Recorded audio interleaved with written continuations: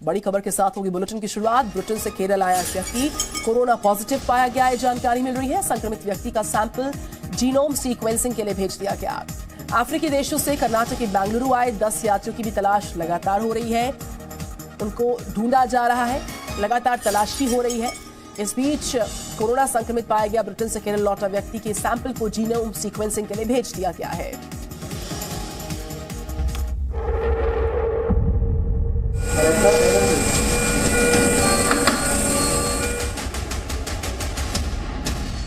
Corona के नए variant Omicron से अब तक 30 से भी ज्यादा देश प्रभावित हो चुके हैं। भारत में भी अब तक 2 मामले सामने आ चुके हैं। नए वेरिएंट के मामले सामने आने के बाद लोगों के मन में सबसे बड़ा सवाल यही उठ रहा है कि क्या तीसरी लहर भारत में आएगी। अब हिंदुस्तान में सेकेंड वेव के दौरान 2/3 जनता को इन्फेक्शन हो गया था, तो ऐसे लोगों को हाइब्रिड इम्यूनिटी हो गई है। ऐसे लोग इन्फेक्शन के लिए काफी रेजिस्टेंट हैं, इसीलिए हिंदुस्तान में केसेस बहुत कम हैं।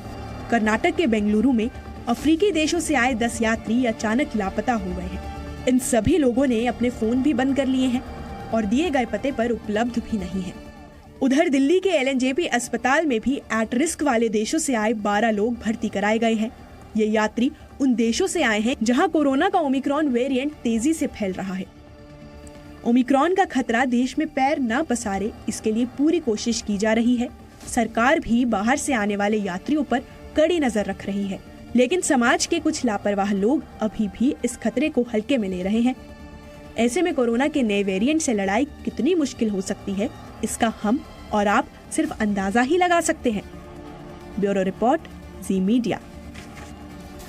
कोरोना के नए वेरिएंट ओमिक्रॉन को लेकर दुनिया की चिंता बढ़ती जा रही है। लोगों के मन में कई सारे सवाल भी उठ रहे हैं। इन सभी सवालों में एक सवाल यह भी है कि क्या ये नया वेरिएंट डेल्टा से ज्यादा खतरनाक है। विश्व स्वास्थ्य संगठन यानी कि WHO की प्रमुख वैज्ञानिक ने शुक्रवार को एक कॉन्फ्रेंस में कोरोना वायरस के नए वेरिएंट ओमिक्रॉन के बारे में कई सारी जानकारियां दी हैं। उन्होंने कहा कि यह नया वेरिएंट अत्यधिक संक्रामक है और इसीलिए डेल्टा पर हावी हो सकता है। We need to be prepared and cautious. This is something we've been saying from the beginning of the pandemic.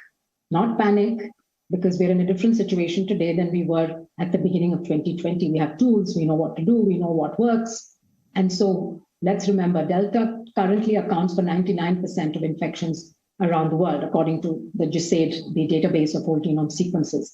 This variant would have to be much more transmissible than Delta to outcompete and become the dominant variant worldwide. It is possible that it could happen, but I think it's impossible to predict. And in terms of numbers, I think we should now prepare to not let the numbers surge.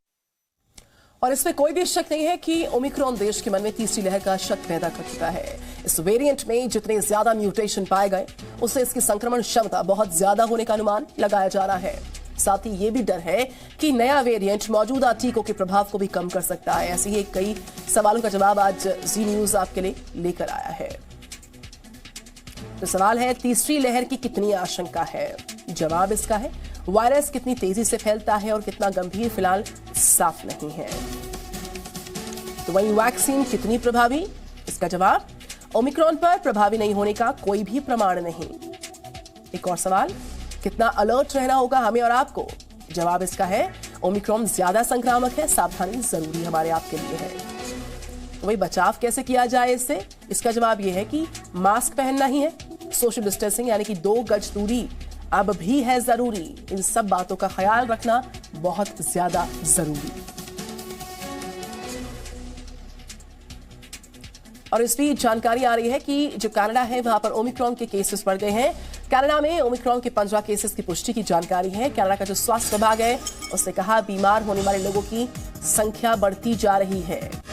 तो Omicron के cases में इजाफा हो रहा है। ये खबर Canada से है, जहां पर 15 मामलों की पुष्टि हो चुकी है। और जो कनाडा का स्वास्थ्य विभाग है उसकी तरफ से जानकारी सामने आई है कि जो बीमार लोग हैं उनकी संख्या तेजी के साथ कनाडा में बढ़ती जा रही है। ऐसे में 15 और केसेस की ओमिक्रॉन के पुष्टि हो चुकी है कनाडा में। और कोरोना के नए वेरिएंट की सबसे ज्यादा मार इस समय साउथ अफ्रीका झेल रहा है। ओमिक्रॉन के केसेस वहां काफी तेजी के साथ बढ़ रहे हैं, तो वहीं पर रूस में कोरोना को लेकर एक नया खुलासा हो गया है जो सचमुच चौंकाने वाला आंकड़ा दर्शाता है। दरअसल साउथ अफ्रीका में बीते 24 घंटे में 16,000 से ज्यादा केसेस आए हैं। यहाँ के 9 प्रांतों में नए वेरिएंट के मामले तेजी से बढ़े। आंकड़ों की माने तो पूरे साउथ अफ्रीका में पिछले सप्ताह के मुकाबले 468% की तेजी के साथ बढ़े हैं केसेस।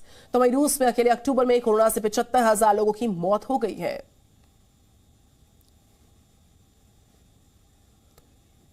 तो कोरोना का कहर, चाहे साउथ अफ्रीका की बात करें, रूस की बात करें, कितनी तेजी के साथ केसेस में इजाफा हो रहा है वो आंकड़े लगातार हम आपसे साझा करते हुए। तो कनाडा का अपडेट आपको फिर से देते हैं। ओमिक्रॉन के केसेस बढ़ रहे हैं लगातार। जो स्वास्थ्य विभाग है कनाडा का, उसका साफ तौर पर कहना है कि बीमार लोगों की संख्या कनाडा में तेजी के साथ बढ़ रही है। और जो ताजा अपडेट इस पर जुड़ा है वो ये है कि 15 मामलों की पुष्टि ओमिक्रॉन केसेस में कनाडा में हो चुकी है। तो दुनिया में कोरोना के नए वेरिएंट की चर्चा तेज है, दहशत भी बढ़ी हुई है। ओमिक्रॉन के बीच दुनिया के सबसे ताकतवर देश के नेता हैं जो बाइडेन। उनकी एक तस्वीर वायरल हो रही है। इस तस्वीर में अमेरिका के राष्ट्रपति जो बाइडेन खांसते हुए नजर आ रहे हैं। दरअसल ये तस्वीर एक प्रेस वार्ता की है। जब प्रेस वार्ता में मौजूद पत्रकारों ने जो बाइडेन से उनकी तबीयत के बारे में पूछा तो उन्होंने कहा कि मैं ठीक हूं, लेकिन कुछ ही देर रुककर उन्होंने ये भी कह दिया कि मेरा कोरोना टेस्ट रोज होता है। तस्वीर जो बाइडेन की ये तेजी के साथ हुई है वायरल।